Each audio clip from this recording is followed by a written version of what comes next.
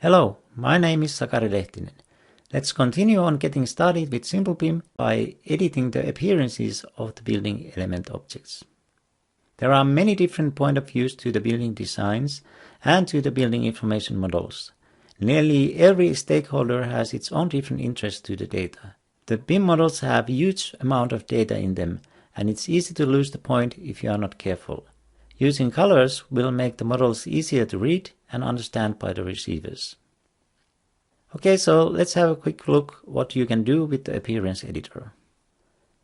Visualizing property values is a very powerful way to communicate with the models and support decision making in construction projects. You can of course visualize the data which is already in the model, but here we have the energy analysis results merged from the EDI's energy analysis to the model. Go to the Properties tab, select an object class or group from the drop-down. This time I choose spaces. Next, select one of the properties available for these objects. I'll choose total heat gain. The objects are automatically colorized along with the values. If you want to highlight some specific values, select them from the table and change the color or transparency. Note that you can visualize basically any data type: measure values, text, numbers, and booleans. Another good starting point for managing appearances is the model palette, which is automatically created when the appearance editor is opened. The model palette can be found here in the Palette tab. Select a row from the palette to highlight the related objects from the model. You can drag and drop these objects on top of other items in the list to change their appearances. Or you can change the color and transparency of the related objects by changing the color and transparency in a row. Finally, you can create new appearances to the palette and assign objects to them.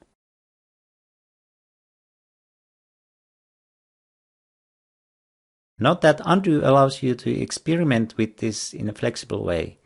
Or, if you want to get to the starting point, simply click on the Reset. The more advanced way of colorizing the model is to use the palettes and schemes. The idea of palettes and schemes is that you can use reusable rules to colorize your model. This can be applied to different versions of the model or used even in completely different projects. This allows you to normalize your BIM color workflow or quickly visually check important things from any model. Here's an example of a text rule. See how green color is assigned to the value ext1, and here's a decimal number value. Objects which have value greater than 3000 for some property will get red color. Now to understand how this works, we need to go to the Schemes tab. Here's a scheme that uses the text palette and the decimal palette. In the scheme I choose which objects and which properties of those objects the palette rules are applied. For example, this scheme will colorize all the wall objects based on the rules we defined in the text palette, and all the spaces based on the decimal rule. I click Apply and the model is colorized accordingly. Okay, that's the basic of Appearance Editor. Again, you could now export the model back to IFC with the new appearances. Just make sure that the colors for 3D objects export setting is on. To learn how to export the model back to IFC and how you can automate the edits with the templates, click on the Export Preview button and continue by watching the tutorials over there. See you in a bit.